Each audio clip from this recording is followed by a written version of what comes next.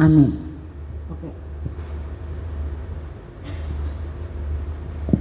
Oke, baik, terima kasih. Shalom. Ya, terima kasih kepada Badan Pengurus Youth yang kembali mempercayakan saya untuk menyampaikan firman Tuhan pada sore hari ini, yang sudah lama kita tidak bersama-sama, tapi bersyukur bahwa apa yang Tuhan perbuat semuanya baik adanya dan semuanya indah pada waktunya. Oke, baik, saudara-saudaraku, mari kita langsung saja membuka satu bagian ayat firman Tuhan di dalam Amsal 24 ayatnya yang ke-16.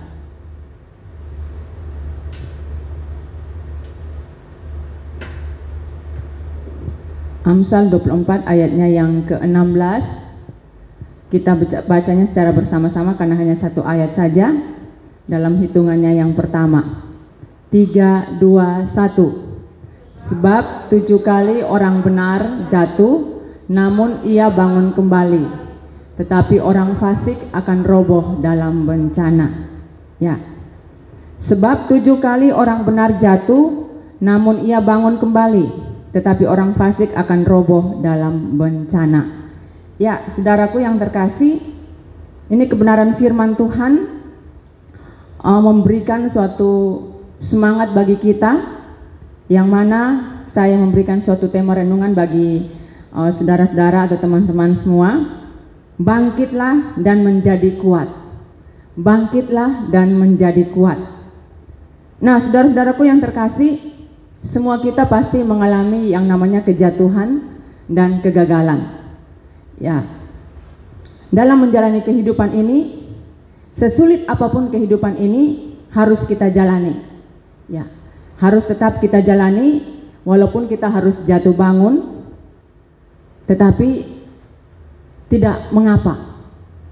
Tidak perlu kita berkecil hati, tidak perlu kita berputus asa bahwa oh, saya sudah jatuh, saya tidak bisa bangkit lagi.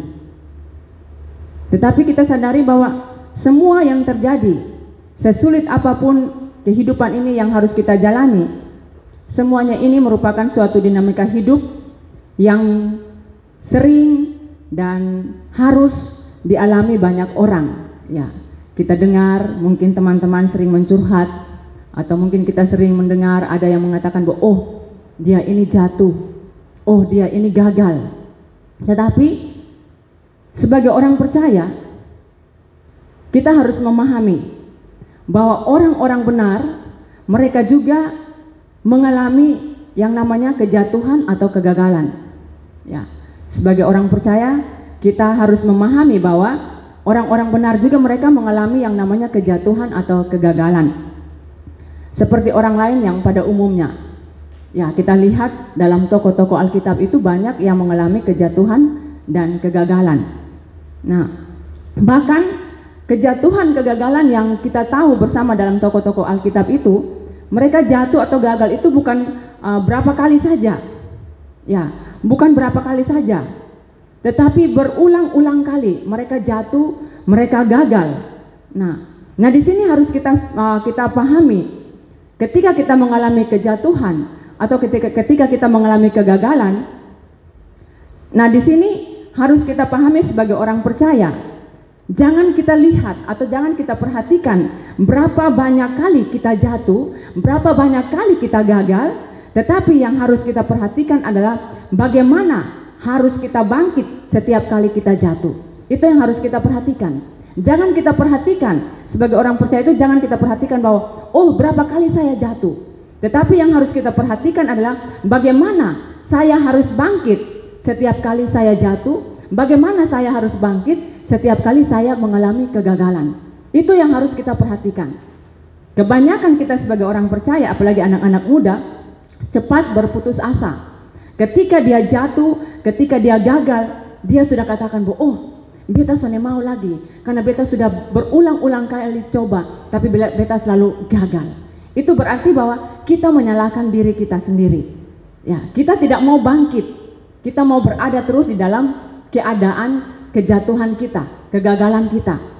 Ya, kegagalan kita. Nah, saudara-saudaraku, Kejatuhan atau kegagalan ini biasanya tuh terjadi karena kesalahan diri kita sendiri, tetapi juga biasanya terjadi karena kejahatan orang lain atau karena musibah. Namun, di sini dalam firman Tuhan ini, apapun sumber penyebabnya, firman Tuhan katakan kepada kita, mengajarkan kepada kita bahwa kita harus bangkit dan kita harus tetap kuat. Apalagi sebagai anak-anak muda. Ya, sebagai anak-anak muda yang saat ini sementara berusaha berjuang untuk mendapatkan apa yang dicita-citakan. Ya, mungkin ada yang ketika tamat SMA atau mungkin sekarang sementara di SMA punya cita-cita bahwa ketika tamat mungkin mau tes polisi, atau ketika tamat saya harus tes tentara, atau setelah itu tes 1 kali gagal mulai berputus asa bahwa atau tes kedua kali, ketiga kali bilang beta sone mau lagi, atau mungkin tes PNS, atau mungkin mau kuliah, setelah selesai kuliah melamar pekerjaan dan selalu bawa berkas ke sana kemari, selalu mengalami kegagalan, ditolak, sering mengalami yang namanya putus asa. Ya, karena apa? Karena kita sering melihat kepada berapa banyak kali kita jatuh, tapi kita tidak melihat bagaimana saya harus bangkit setiap kali saya jatuh. Karena firman Tuhan katakan bahwa kita harus bangkit dan kita harus tetap kuat. Ya, kalau kita melihat dalam pembacaan firman Tuhan ini, kita melihat salah satu arti dari kata bangun kembali dalam ayat yang kita baca tadi. Di situ ada muncul kata bahwa harus menjadi kuat. Bangun kembali itu adalah arti kata dari menjadi kuat. Menjadi kuat. Jadi saat kita jatuh, kita harus bangkit dan kita harus menjadi lebih kuat dari sebelumnya. Ketika kita jatuh, kita harus bangkit dan harus menjadi lebih kuat dari sebelumnya. Kita melihat, ya, kita semua tahu mungkin ada yang mungkin hobi nonton tinju, ya, nonton tinju. Ya, dalam pertandingan tinju itu di situ dikenal ada istilah boleh knockdown, tetapi tidak boleh knockout. Artinya bahwa seorang petinju itu dia bisa jatuh, tetapi ketika ia bisa bangkit kembali, maka ia diperbolehkan melanjutkan pertandingan. Tetapi jika ia jatuh tergeletak, tidak bisa bangkit lagi, maka ia dinyatakan kalah. Dinyatakan kalah. Nah, kita melihat teman-teman di dalam Mazmur 37 ayat 23 sampai 24, ya.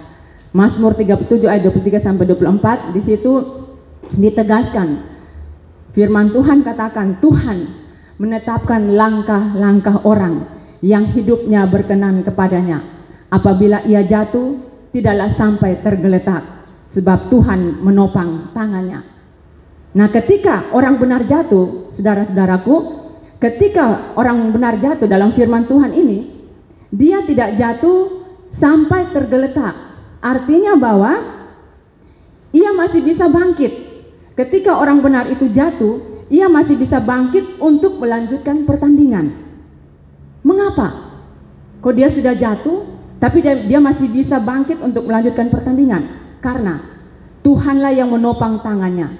Inilah kunci mengapa kita harus bangkit dari kejatuhan kegagalan. Kita harus bangkit dari kejatuhan dan kegagalan. Ya, kita belajar dari tokoh-tokoh Alkitab.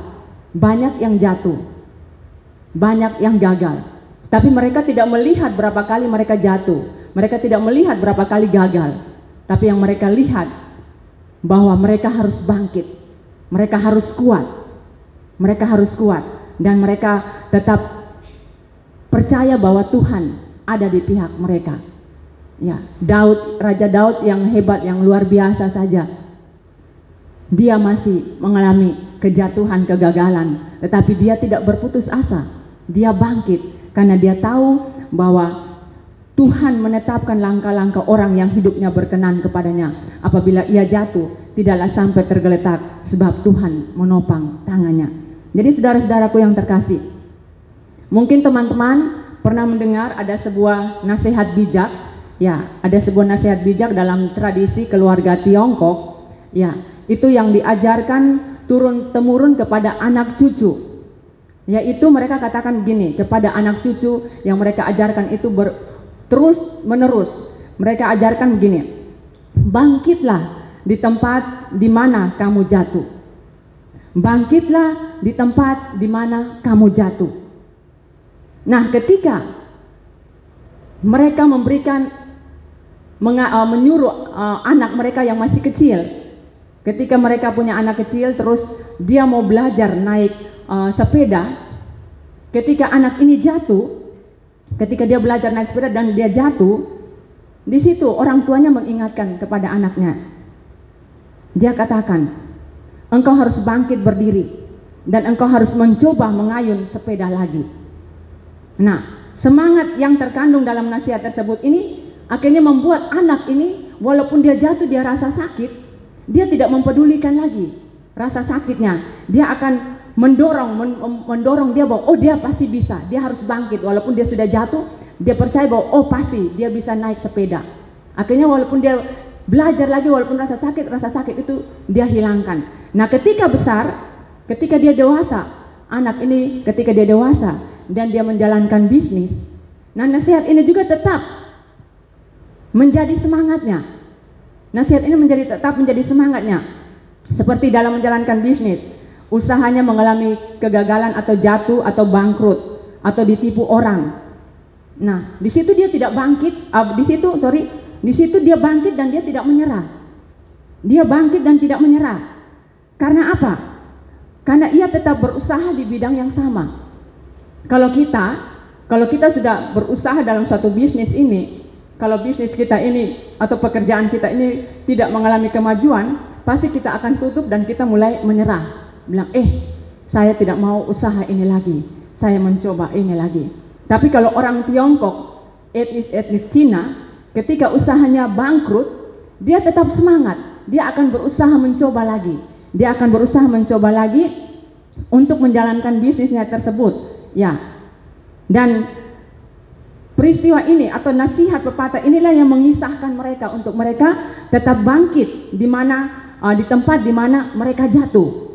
Nah, kisah ini juga menginspirasi, memberikan motivasi bagi banyak orang sehingga muncul sebuah pepatah yang terkenal, keberhasilan terbesar bukanlah terkenal. Ya, keberhasilan terbesar itu bukan terkenal. Keberhasilan terbesar bukanlah karena tidak pernah gagal, tetapi bagaimana bisa bangkit setiap kali mengalami kegagalan. Ini pepatah yang terkenal, ya, pepatah atau yang terkenal yang sering orang tanamkan dalam suatu usaha atau dalam suatu memotivasi seseorang dalam menggapai suatu cita-cita atau dalam menggapai suatu pekerjaan. Mereka katakan bahwa keberhasilan terbesar itu bukanlah terkenal. Keberhasilan terbesar bukanlah karena tidak pernah gagal, tetapi bagaimana bisa bangkit setiap kali mengalami kegagalan. Ya. Jadi teman-teman, saudara-saudaraku, ketika teman-teman mengalami kegagalan, ketika teman-teman mengalami kejatuhan dalam menggapai sesuatu atau mengimpikan sesuatu, teman-teman jangan berputus asa, mulai menyalahkan diri sendiri, ya, mulai menjauhi orang lain dan mengatakan bahwa oh saya tidak bisa. Tetapi pepatah ini katakan bahwa keberhasilan terbesar itu bukanlah karena terkenal, keberhasilan terbesar itu bukanlah karena tidak pernah gagal, tetapi bagaimana bisa bangkit setiap kali mengalami kegagalan.